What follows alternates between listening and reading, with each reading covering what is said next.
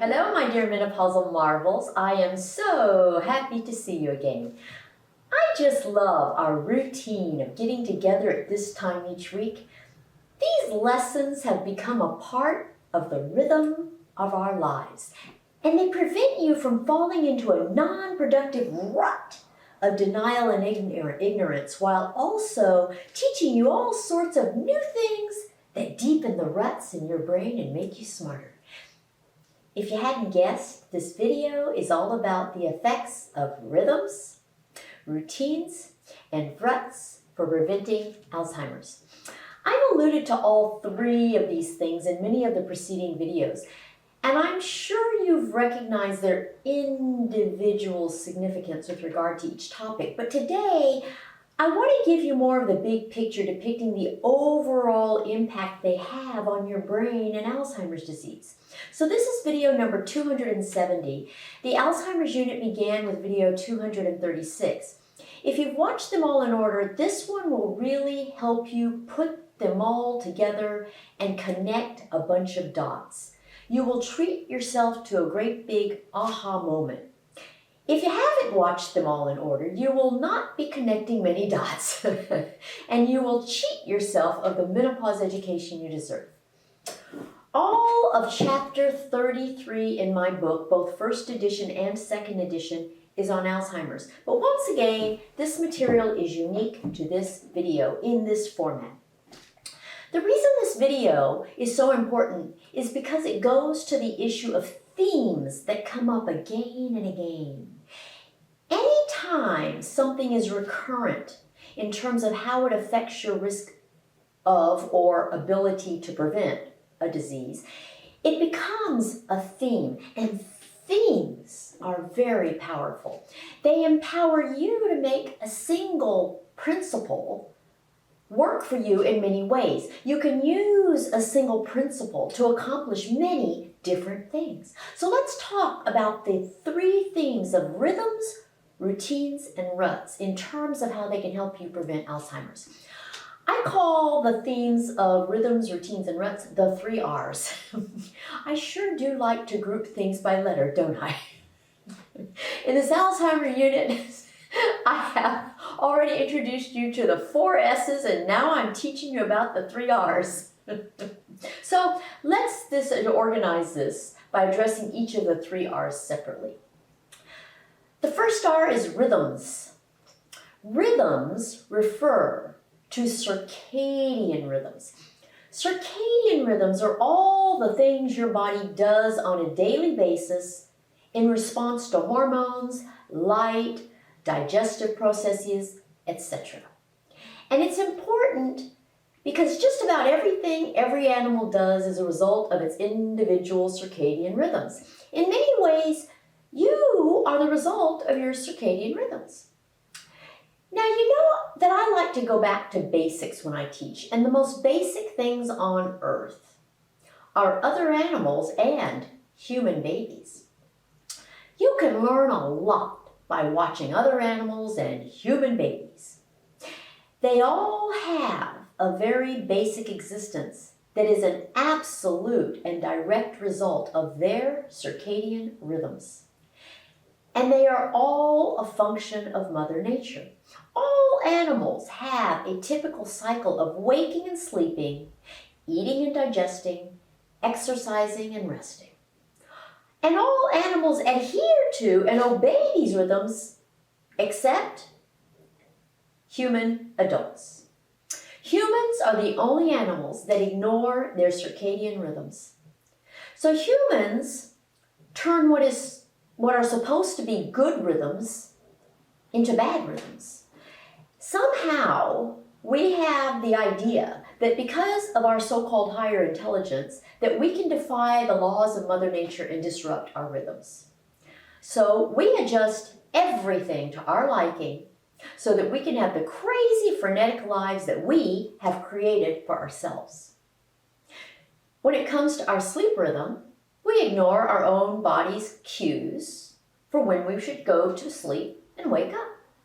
Instead of giving our bodies and brains the 8 to 9 hours they need to function properly and efficiently, we whittle our sleep down to 5 or 6 hours. And humans even boast about how they can function on very little sleep. But then we shift the timing of those 5 to 6 hours so that instead of getting them at the same time in each 24-hour period, we modify them from day to day and from weekday to weekend. We do the same thing with our meal times. Instead of eating frequently the way Mother Nature intended, we invent our own infrequent schedule of eating only 3 times a day, even though our bodies and brains suffer. But we don't even do that consistently. Instead of adhering to a strict, predictable, regular schedule for eating our meals, we're very arbitrary about it. We eat when we have the time or when we're just famished. Of course, that makes us feel deprived and overhungry by the time we do eat. So what do? We eat too much. We ingest too many calories, and that makes us fat. It harms our brains too. But humans seem to focus more on the outside of their bodies than they do on the inside of their heads. So then we invent completely insane diets that compel you to distort Mother Nature's plan even more. We cut out entire groups of essential nutrients that our brains need. We lengthen the interval between already overly long intervals to even longer intervals. And when we do eat, we don't even eat the foods that Mother Nature created so perfectly to meet all our needs. No. We humans created the food industry. And the food industry takes all the perfect foods that provide perfect sustenance to keep your brain in perfect working order, and they completely destroy them, substituting all sorts of additives, synthetic vitamins and minerals, substitutes, toxins, additives, and preservatives. Why? So that you can ignore the real thing and eat the processed food anywhere, anytime. It's quick and easy. It will keep forever because it isn't real food. They call it processed. Does that word make any sense at all as applied to food? The only processing it needed was what Mother Nature did to it. And because it isn't real food, it cannot provide your brain with what it needs to function and build up. Instead, it causes it to break down. This disruption in so many of your body's rhythms cause your body to perceive your whole way of life as stressful. Mother Nature created seasonal rhythms for foods that are available at different times of the year so that you'd be sure to get all the different nutrients you need. But now that food is mass-produced and shipped all over the globe, you can just eat anything, anytime. And instead of getting the benefit of the best real foods during the best season, you get unreal foods year-round. It's convenient, but costly, especially to your brain. So your stress hormones, which are supposed to be at very low levels most of the time, are always high. And that damages your brain as well as other organs. It also makes a lot of other body chemicals go out of whack. And we could help tame our out-of-control stress hormones with exercise, but we have difficulty fitting that into our distorted daily rhythms too. If we didn't have the food industry to mass-produce unreal food, we'd get our exercise in the normal course of our day. But since everything we eat is pre-cut, pre-seasoned, pre-cooked, pre-packaged, and prepared, we don't have much to do. And that means we have to make time to get our exercise. Now that would be easy if our days had a rhythm, but they don't. So we try to fit in a workout. Instead of having a pre-planned time set aside for it, we leave it to chance. Most of the time, we miss it. So the cumulative effect of all these disruptions in all these different rhythms is absolutely terrible for your brain. They all contribute to brain breakdown. Not one of them contributes even a tiny bit to brain buildup. But if you live your life in accordance with your body's rhythms, you feel fantastic. If you go to bed when you're sleepy and wake up when you're ready without an alarm, you feel great. When you eat frequent small meals that are not high in calories, you feel sated but not stuffed. Your insulin and digestive hormones rise and fall gradually and regularly. Your body burns the calories steadily. You don't get fat, so you don't have to diet.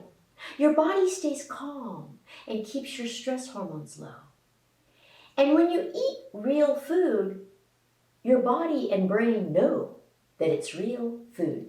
It uses the nutrients in real food seamlessly without anything added by the food industry. And when you exercise in tandem with consumption of your real food, your body functions at its best, especially your brain. So rhythms are what your body and brain want. And they want the rhythms that Mother Nature intended, not the ones you have created. If you give your brain the rhythms it wants, it rewards you with a better brain and a better body. But if you fool with it, it breaks both of them down. So if we put the effect of all these disruptions and rhythms on our brain build-up and breakdown chart, it looks like this.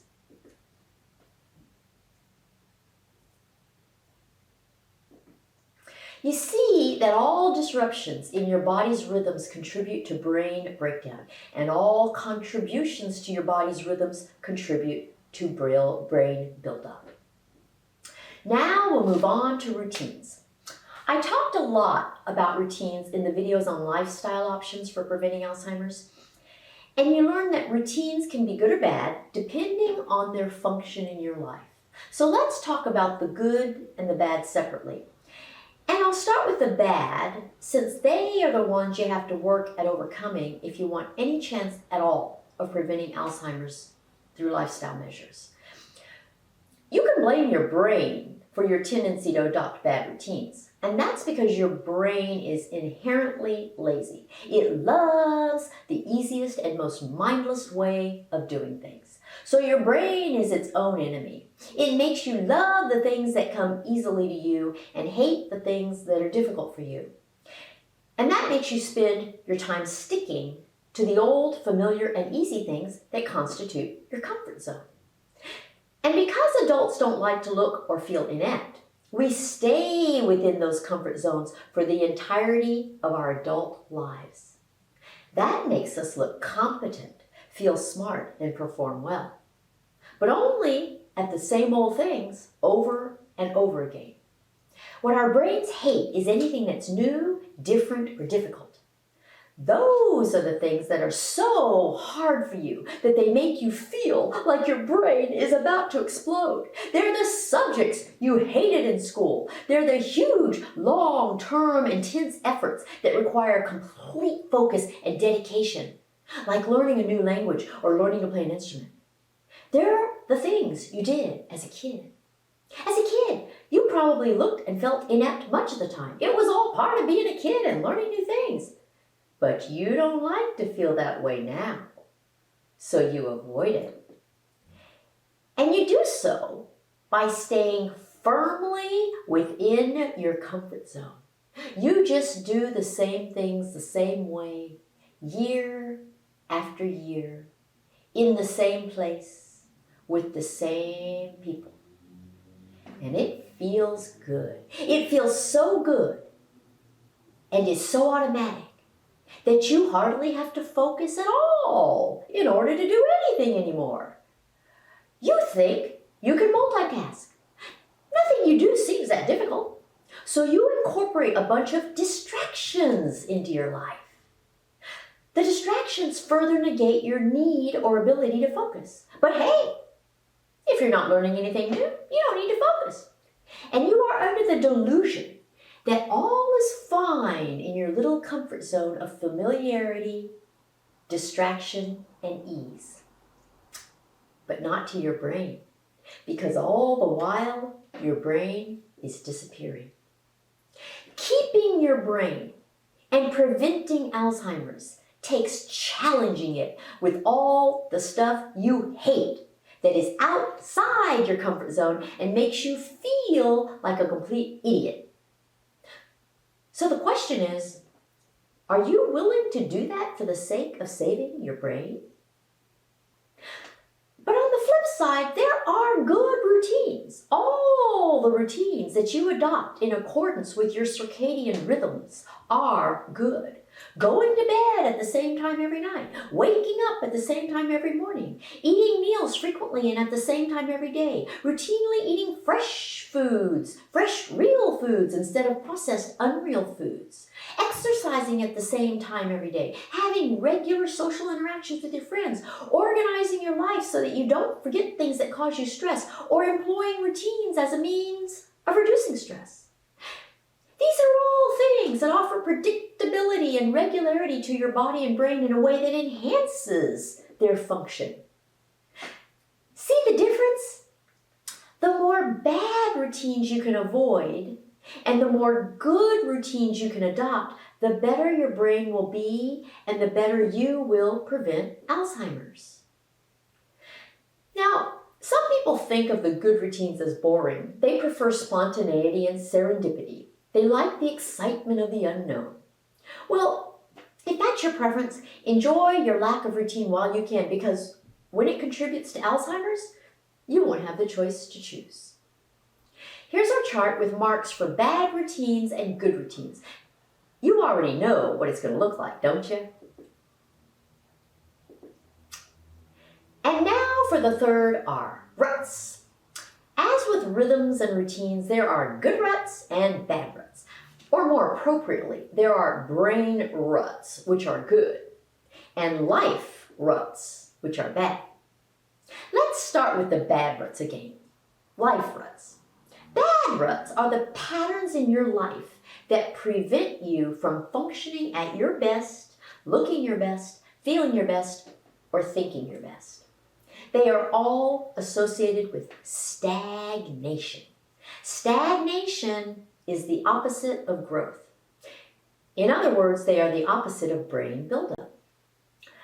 Life ruts are the bad habits that you want to change, but you have difficulty changing, like smoking or being too physically lazy to go to the gym. They are the patterns of behavior that cause stress for you or your relationships. For some strange reason, people tend to fall more into bad ruts as they age. Maybe this is related to the fact that they don't try new, different, and difficult things enough. Maybe it's because their body's rhythms change and they continue to ignore them and make themselves more and more out of sync with what Mother Nature intended.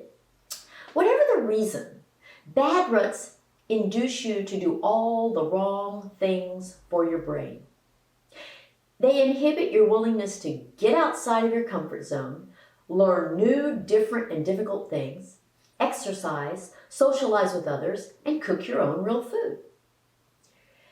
You'll see that so much of this stuff is circular, and bad ruts are largely due to interference with your body's innate rhythms. That interference then leads to bad routines. And the more bad ruts you have in your life, the less you thrive. You're stuck. And whether you're stuck in a behavior pattern or an inability to sleep or a junk food diet or a bad relationship or social isolation, the outcome is the same for your brain. Bad ruts, life ruts, cause brain breakdown. Now, good ruts have nothing to do with your lifestyle. Well, they do, but indirectly. Good ruts are the ruts that are in the surface of your brain. They're the deep grooves that make the surface of your brain so convoluted. And the reason I call them good ruts is because the deeper they are, the better. And that's because the deeper they are, the more surface area your brain has. And the more surface area your brain has, the denser your brain. And the denser your brain, the heavier your brain. And the heavier your brain, the smarter your brain. Ironically, all the things that enhance brain ruts are the same things that prevent life ruts. So now things become circular again. All your body's rhythms that are in accordance with Mother Nature deepen your brain ruts. All the things that get you outside your comfort zone and force you to learn new, different, and difficult things deepen your brain ruts. Regular exercise deepens your brain ruts. Eating food that is not processed or altered by the food industry deepens your brain ruts. Socializing with others deepens your brain ruts. And reducing your stress deepens your brain ruts. Anything that deepens your brain ruts prevents Alzheimer's. On the contrary, all the opposites of these things make your brain ruts more shallow and increase your risk of Alzheimer's. So here's how ruts look on our chart. Notice the check mark and the X that are in red.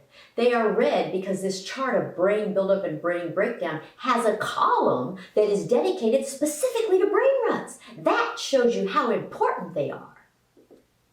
All the bad ruts result in brain breakdown with a direct negative effect on your brain ruts, and all the good ruts result in brain buildup with a direct positive effect on your brain ruts.